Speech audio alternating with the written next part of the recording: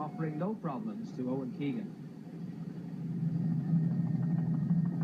Well, up ahead, the New Zealanders consolidate their lead midway between Leixlip and Lucan.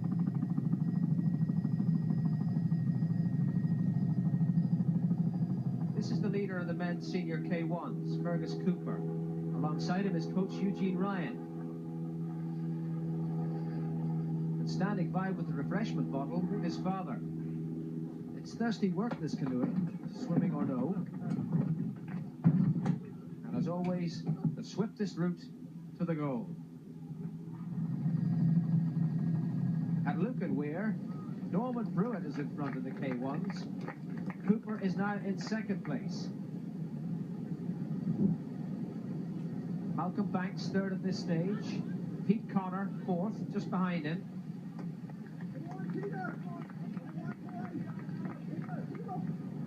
Paul Murphy and Brendan Devlin in the senior K2s, battling to keep in touch. And at the back of the boat behind them, the familiar figure, famous English canoeist, George Oliver.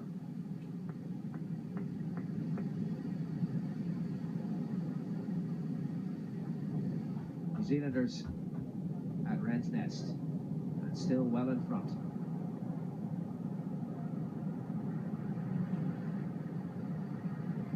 Oh, that was not meant to happen. That canoe will definitely be taking on water, and they are now in serious trouble. Neil West, Lucan Weir. Neil West in Lucan Weir. And the Cassidy brothers unable to take evasive action.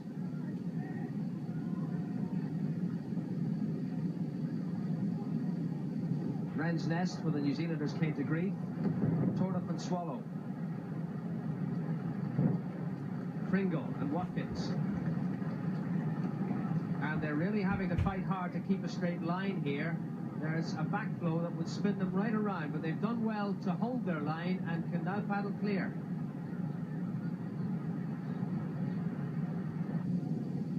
Fred Daly and Collie Quinn.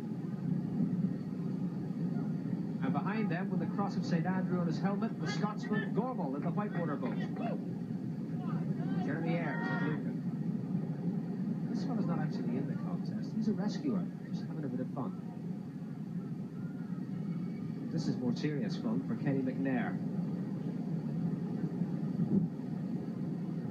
A pair from Worcester in England, Dark and Phillips. Now they're too far to the right here. They're going to get sucked right in there and get caught in the stopper. The water swirls back in. They could be held in there for any amount of time. And indeed, there's a potential danger in there, and one of the frogmen has come in to rescue the paddler. Ferguson and McDonald at Palmerstown Weir, their minute-and-a-half lead has been cut to 44 seconds, and that damaged boat could bring them more problems still. They didn't take the opportunity of trying to effect a quick repair, and you can imagine how much water that boat is shipping now. It's the first K1 at Wren's Nest, Norman Pruitt. Judging by that spray, he's pushing weeds, and that'll be slowing him down. Taking the safer but slower line, just a 6-foot drop to the left side of the weir. Palmerstown again, Swallow and Tordoff. Got a better line through it.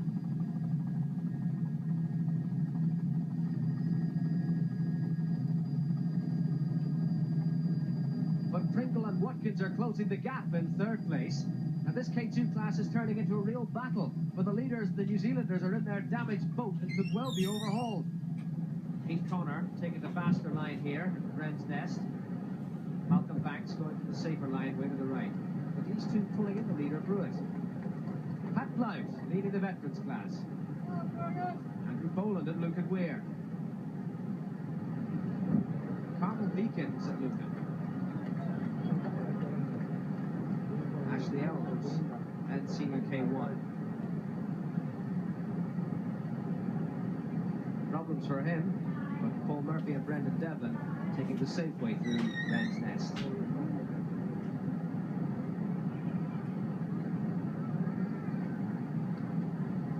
Enoch and Oliver caught in the stopper, but successfully sculling their way out.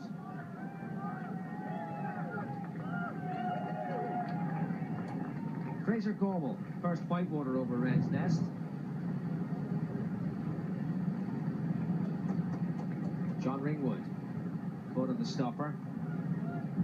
And there really was nowhere for him to go. No real danger here for Ringwood, but the frogmen to the rescue will have him out of the water and back in his boat in no time. Meanwhile, the leaders, Ferguson and MacDonald, bailing out after sinking for the third time and paying the price for not having repaired their boat earlier. But they're about to pay the ultimate price, for this is the sprint for the finish. Tordoff and Swallow on the left, and Pringle and Watkins on the right, and the Irish crew just gets there at the finish. And what a finish it was after 17.5 miles. At Wren's Nest, this is Maria Blumenthal from Denmark. At home they don't have weirs. She's showing she can handle them. Barry Foster, going to the stopper at Wren's Nest, showing how the whitewater boats are able to handle the rougher conditions better than the pure racers. Sean Caven of Scotland, another whitewater boat, and overtaken by Kieran McGovern. Anna Liffey from the air. These are competitors in the open singles taking the fish slide.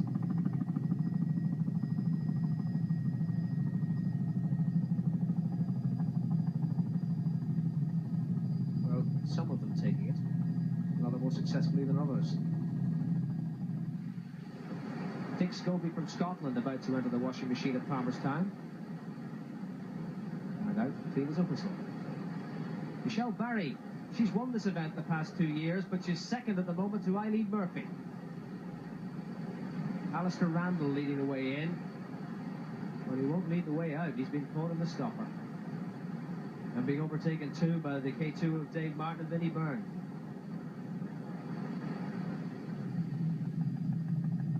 Wren's Nest from the air.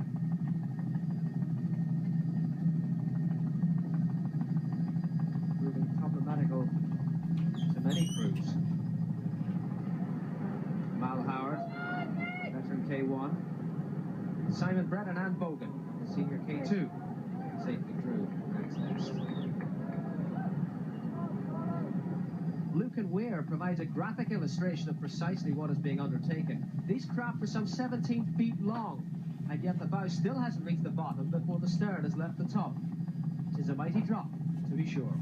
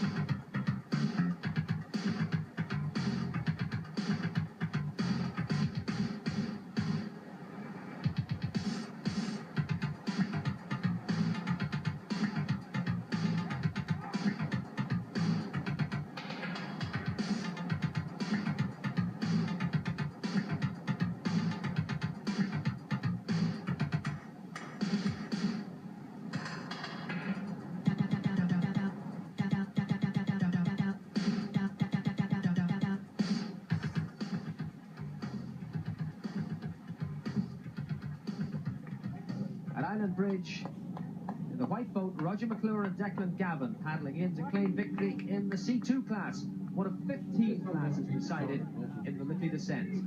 The victory line approached as a welcome relief to the canoeists. Pride of place on the Liffey descent roll of honour going to the crew from the Salmon Leap Canoe Club in Leakslip, Ian Pringle and Howard Watkins securing their third victory in this event. It was a new record set by Ivy Murphy in the women's K1s, taking 2 minutes off the old mark, which had been set by Carmel Beacons. Senior individual winner was Pete Connor, another from Leixlip. Here's how. We had no really close shaves on the way down. It was a nice race. The water was nice today, so there were no real problems at all.